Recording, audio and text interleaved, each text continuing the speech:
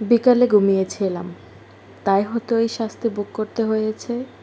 রাত ৩টা বাজতে চলল, তাও চোখে এক ফুটো ঘুম নেই। তাই রাত ৩টা বাজতেই মনে হলো, যদি এখন ঘুমাই সকালবেলা তো আর উঠতে পারবো না। তাই সিদ্ধান্ত নিলাম রান্নাটা শেষ করে তারপর ঘুমাবো। আমি ভাবলাম ডিম আর আলু ভাজি করব। শুটকি রান্না করারও ইচ্ছে ছিল, কিন্তু এখন আর সেই ইচ্ছেটা নেই। শেষ পর্যন্ত শুধু ডিম আর আলু ভাজি রান্না করলাম। আমি চাই আমি ঘরের কাজগুলো করতে, কিন্তু আমার শাশুড়ি কখনো তার সংসার নিজের হাতছাড়া করতে চায় না। তাই আমাকে কোনো কাজে জড়াতে দেয় না। আমি চাইলেই নিজের মতো কিছু সাজাতে পারি না। আমার পছন্দ, আমার ইচ্ছা কেউ শুনে না। আমি যা খুশি তা করতে চাই, রান্না করতে চাই, তারও কোনো স্বাধীনতা নেই। এই সংসারে শুধু ননদের কথা, তার পছন্দের দাম আছে। আমাদের বাড়ির বউদের কথা তুচ্ছ, কোনো গুরুত্ব নেই। কেউ বুঝতে চায় না, কেউ মানে না। এমন বোধ হয় যেন আমরা কেউই নিজের জন্য তৈরি হইনি। কিন্তু আজ আমার নিজের একটা সংসার আছে।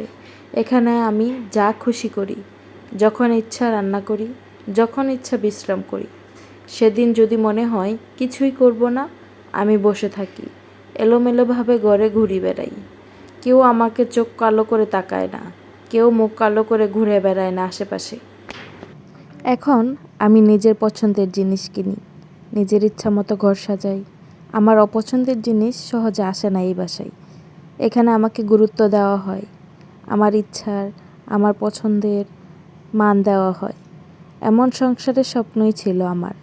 আলহামদুলিল্লাহ, আমি সেটা পেয়েছি। এই ছোট্ট স্বাধীনতা, এই ছোট্ট অধিকার, এর জন্যই কত ধৈর্য ধরে অপেক্ষা করেছি। প্রতিটা মেয়ের জীবনে এই স্বপ্ন থাকে। হয়তো তারা এখনও অপেক্ষা করছে, হয়তো তারা এখনও সেই সুযোগ পায়নি, কিন্তু একদিন ধৈর্যের সঙ্গে, সময়ের সঙ্গে তাদেরও সেই স্বাধীনতা, তাদেরও সেই নিজের সংসার আসবেই। এখন আমি জানি আমার ইচ্ছা, আমার সিদ্ধান্ত, আমার অধিকার সবই মূল্যবান। আর এই মূল্যবান অনুভূতিটাই আজ আমাকে শান্তি দেয়, শক্তি দেয়। আজকের এই কথাগুলো হয়তো অনেকের সাথেই মিলে যাবে। আমাদের অনেকেই হয়তো এই কথাগুলো লুকিয়ে মনের মধ্যে ঘুরে বেড়াচ্ছি। আজকের ভিডিওটা কেমন লাগলো সবাই জানাবেন।